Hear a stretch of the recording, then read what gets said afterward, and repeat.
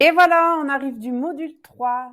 C'est celui où on a parlé de ta sensibilité, des émotions des autres, de ton super pouvoir d'être hypersensible, mais de comprendre les émotions des autres.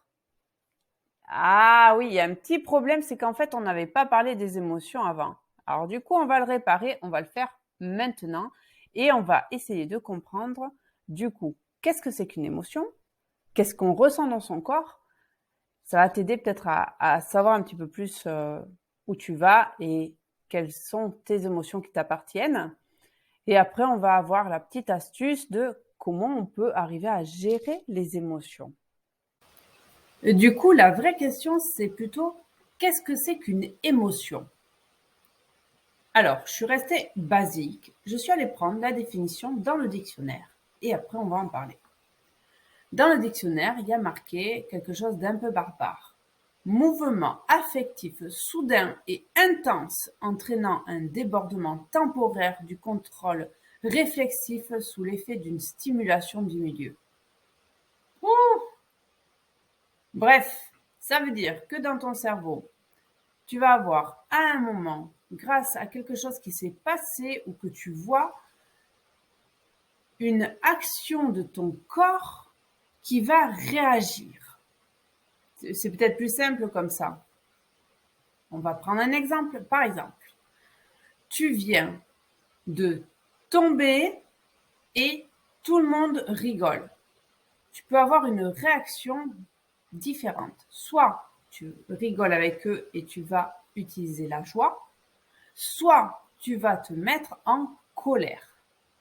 Ce sont effectivement deux actions de ton corps et de ton cerveau qui sont une réaction à quelque chose.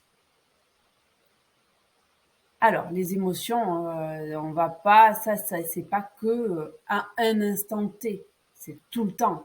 T'es content, t'es pas content, t'es bien, t'es pas bien, tu as mal. Il y a plein de choses en fait derrière. Donc ça ne s'arrête pas que à des instants T. Bon, par contre, pour simplifier les choses, je n'ai mis que les plus importantes. Il existe, on va dire, 6 grandes émotions. Après, il y a plein de petites émotions qui sont autour, qui seront à définir plus tard. Tu l'apprendras et tu le chercheras tout seul. Donc, on va définir aujourd'hui 6 grandes émotions. On va voir qu'il y a la joie, le dégoût, la peur, la colère, la surprise et la tristesse.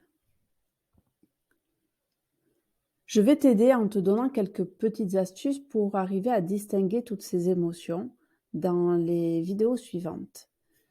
Ainsi, tu vas pouvoir avoir un petit peu une idée plus large de qu'est-ce que les émotions. Alors souvent on pense qu'on connaît bien nos émotions, mais c'est pas forcément vrai parce que la plupart du temps, on va penser que tout va bien et on est beaucoup dans la joie ou dans la colère. C'est bien aussi de voir un petit peu qu'il existe les autres. On y va.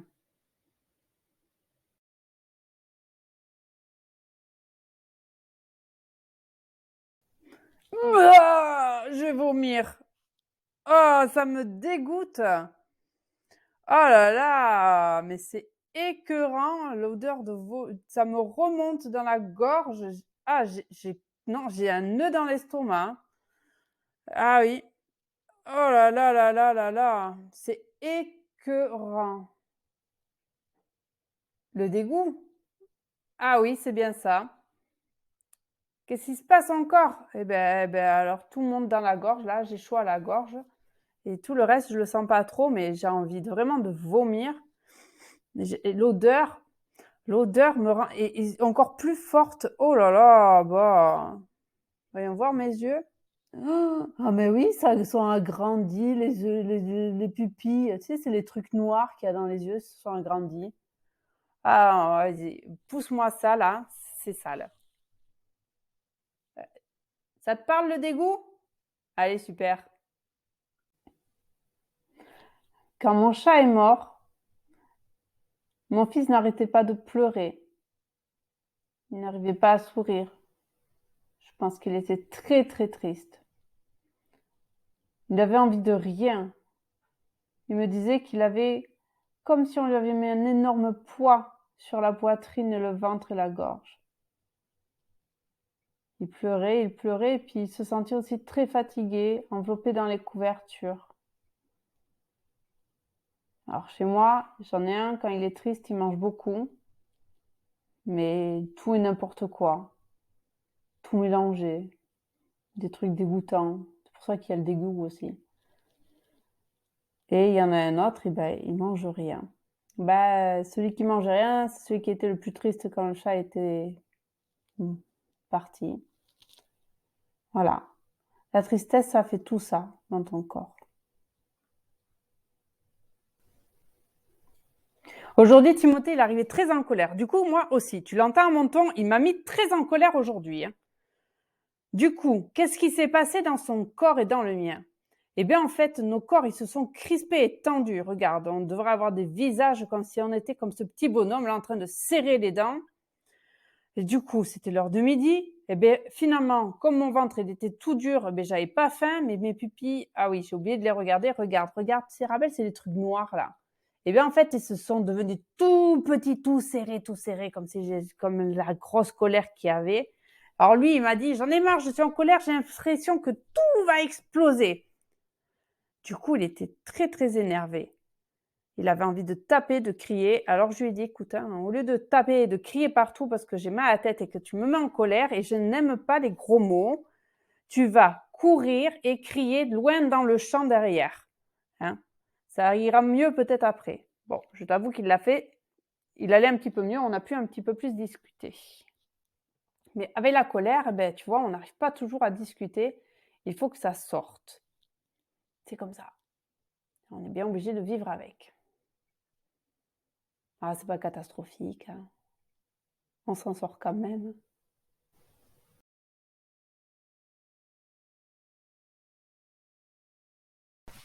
Il y a quelque chose que j'aime bien faire parce que je suis une petite coquine aussi. J'aime bien essayer de surprendre mon mari. Alors, tu sais, dans la surprise, il y a des bonnes surprises, celles qui vont amener vers la joie, et la surprise aussi qui amène vers la peur quand on se cache derrière une porte. Bon, mon mari, il est plutôt sensible à la surprise. Je me cache derrière la porte et je te fais un petit peu sursauter. Eh ouais, c'est ça la surprise. En fait, c'est un tout petit instant. C'est un tout petit instant durant lequel on ne s'attendait pas à ce qui vient d'arriver. Alors souvent, le corps, il sursaute. Notre corps, il se tend parce qu'on ne sait pas si on réagit dans la fuite ou dans l'affront, hein, puisque souvent, ça emmène vers une autre émotion. On a le cœur aussi qui va aller très vite d'un coup. Hein. Le cerveau, il va aller surtout... La chaleur, elle va surtout aller au cerveau, parce que le cerveau, il va beaucoup se connecter. Nos pupilles, elles s'agrandissent parce qu'elles ont besoin d'y voir encore mieux. Voilà. La surprise, c'est un petit instant très court qui peut emmener soit vers la joie, hein, par exemple quand tu es surpris par un cadeau auquel tu t'attendais pas, tu es « Oh, merci !» Ou sinon quand on est caché derrière la porte et qu'on te fait boue et tu fais « Ah !» Voilà, ça fait deux choses différentes. La surprise, ne pas oublier, c'est un tout petit instant. Alors, comme je te l'ai dit tout à l'heure, comme je suis une grosse coquine, en fait, je me cache souvent dans la maison pour faire peur à mon mari.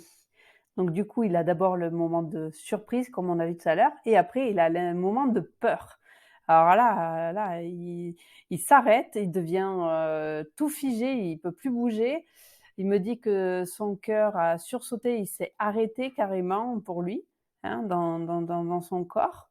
Et en fait, il va réagir à l'instinct, c'est-à-dire que tant qu'il me voit que c'est moi, ça va, mais si, comme il a peur des serpents, si c'est un serpent, il va vouloir plutôt taper et du coup, il va tout surveiller. Et qu'est-ce qui se passe encore dans son corps? Ah oui, tous ses poils, ils deviennent tout durs, ils se sont relevés là. Et il y a plusieurs façons de réagir à la peur. Bon, lui, il réagit plutôt par la colère. Moi, je réagis quand j'ai peur en rigolant, en fait. Voilà, c'est une façon aussi de réagir, hein. C'est l'instant de surprise et puis face à la peur, comme je veux pas montrer que j'ai vraiment peur, je me mets à rigoler. Et il y en a aussi, quand ils ont vraiment peur, il y a quelque chose de un peu plus embêtant, mais ils peuvent se faire pipi dessus. Ouais, la peur. Bouh! Oui, je pense que c'est l'émotion qui est le plus préférée par tout le monde, c'est la joie. Tout le monde a besoin d'être joyeux, heureux, content, envie de sourire, d'aimer tout le monde, de se sentir tout léger, avoir des papillons dans le ventre qui t'aident à t'envoler, des yeux qui s'agrandissent pour regarder les belles choses qu'il y a, se sentir tout pétillant en fait de joie. Qu'est-ce qui te rend joyeux toi souvent? Ouais? Mhm. Moi, tu sais qu'est-ce que j'aime qui me rend joyeuse? C'est quand la première neige elle tombe. J'adore, comme les enfants, quand la première neige elle tombe et de sortir quand elle tombe, d'aller mettre enfin mes mains et mes pieds dedans, ça me rend toute joyeuse, toute contente. Alors, toutes ces émotions, quand tu es un haut potentiel, elles sont encore plus intenses en fait. C'est grâce à ton hypersensibilité. Et je dis bien grâce, parce que si je dirais à cause, ça veut dire que c'est un problème. Sauf que ça peut être, comme on l'a vu tout à la dernière fois, quelque chose de super positif. Donc c'est bien grâce à ton hypersensibilité. Il va te falloir apprendre à différencier les différentes émotions. C'est super important parce que tu ne peux pas savoir qu'est-ce que vivent les autres si toi tu ne sais pas qu'est-ce que toi tu vis. Compliqué? Bon, allez, un exemple. D'accord, j'ai compris un exemple. Par exemple, si toi tu n'es pas capable de savoir si tu es en colère, ne vas pas être capable de savoir si c'est ta colère qui t'influence ou si c'est la colère des autres qui t'influence. Ça va mieux? Ouais, on l'a vu un petit peu dans le module avant. Oui, c'est bon. Ma colère, celle de l'autre, c'est la mienne, pas la mienne, je sais pas, je suis pas trop en colère. Oui, oui, si, un peu quand même. Oui, voilà. Tu vois, t'as trouvé, je m'en doutais. Donc, il va falloir bien faire la différence entre les émotions. Bon, après, bien entendu, j'ai encore quelques petites astuces. De petites magiciennes pour t'aider et quelques petites astuces que je vais donner aussi à tes parents.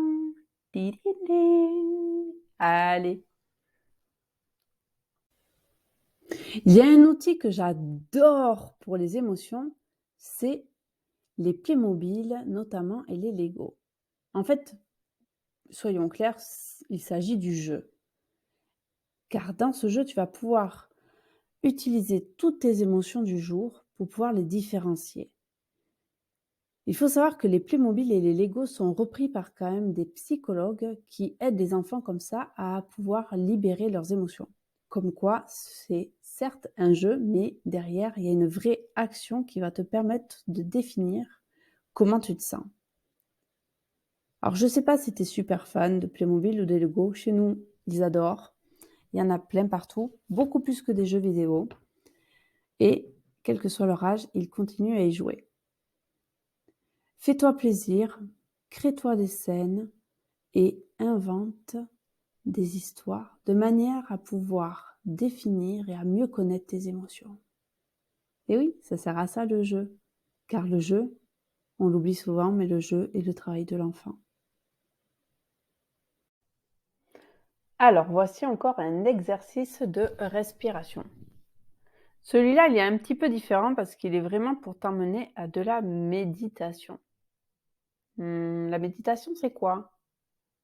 Oui, c'est quand on arrive en fait juste à faire une pause dans sa vie en se concentrant sur sa respiration. Et du coup, ça permet souvent de calmer le cerveau et tous nos sens pour pouvoir repartir un peu mieux après. Alors, depuis tout à l'heure, tu vois une balle qui roule. On va dire qu'on va la prendre dans pas longtemps. Voilà. Tu inspires, inspire, inspire, inspire. expire, expire, expire, expire. Je te le refais plus calmement. Tu vas inspirer le temps où la boule va faire le tour.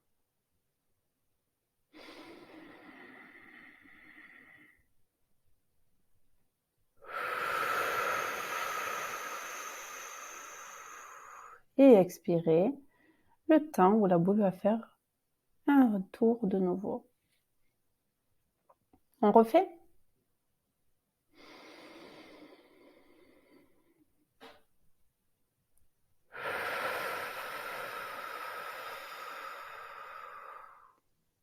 Voilà. Et une troisième fois.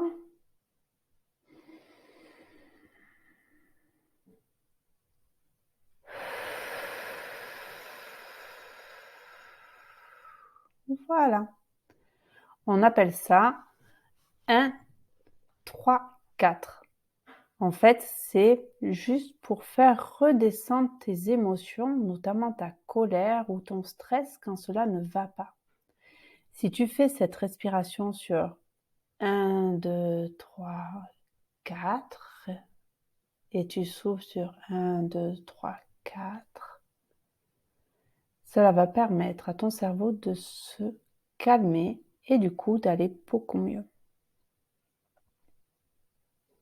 Super! Alors, à côté, tu vas voir une slide qui va te présenter une musique. En fait, cette musique, c'est pour te montrer qu'il y a des musiques qui vont éveiller des émotions chez nous. Donc, cette musique, je vais te demander tout simplement de l'écouter et pendant que tu l'écoutes, de dessiner ce que tu ressens. Oui, et il faut savoir qu'il existe des musiques qui calment et des musiques qui apaisent. Allez, on voit ça tout de suite.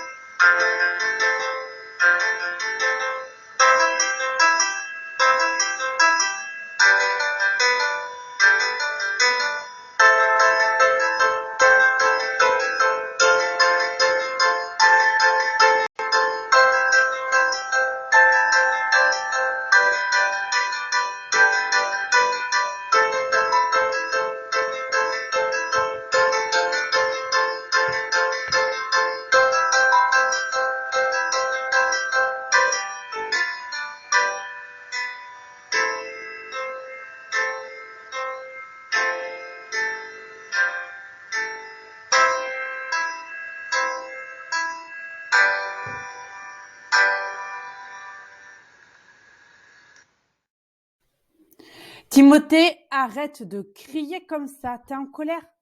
Non, oui, ton frère, oui, vous êtes disputés, c'est pénible. Va taper dans le punching ball. Va taper dans le punching ball et après ça ira mieux. Et oui, le sport, ça peut être un bon outil pour gérer ses émotions, notamment tout ce qui est frustration et colère. Parce que souvent, on s'en prend aux autres. Alors qu'en fait, c'est surtout à l'intérieur que ça bouillonne et on a juste besoin de trouver une cible sur qui se défouler. Alors nous, à la maison, on a acheté un punching ball qui est en haut parce que comme ça, même quand il pleut, ils peuvent toujours aller taper dedans. Et puis en plus, quand ils sont vraiment en colère, ça fait quand même mal un punching ball. Après, quand il fait beau, je les envoie aussi promener le chien. Voilà, ça défoule aussi pas mal, une petite demi-heure de marche rapide là ou à coup de vélo. Et ça fait pas mal de bien de libérer ses émotions. Ça sert à ça le sport. Ça sert pas qu'à rester en bonne santé physique, mais ça sert aussi à rester en bonne santé mentale. Ça va mieux mon grand après avoir tapé dans le punching ball? T'avais passé une mauvaise journée, c'est pour ça, tu t'en es pris avec ton frère? Allez, viens faire un câlin, mon cœur. Les parents, ça sert à ça. Quand ça va pas, ils auront toujours les bras ouverts pour te faire un câlin quand ça ne va vraiment pas, quelles que soient tes émotions. N'oublie jamais de venir faire un câlin, des bisous, c'est super important. Il y a certes le côté affectif, mais au-delà de ça, dans ton cerveau, ça va provoquer de l'endorphine. Et l'endorphine, ça provoque de la sérotonine. Et la sérotonine, tout ça, c'est des termes un peu barbares. Ce sont des molécules chimiques qui emmènent au bien-être. En fait, c'est la molécule du bonheur, la sérotonine. Donc le câlin, c'est pas juste comme ça, quoique ça fait du bien. Il faut savoir que ça a une vraie action dans ton corps. Quand ça ne va pas, va faire un câlin à tes parents ou à ta grand-mère, à qui tu veux, la personne qui est le plus proche de toi. Mais vraiment, n'hésite pas.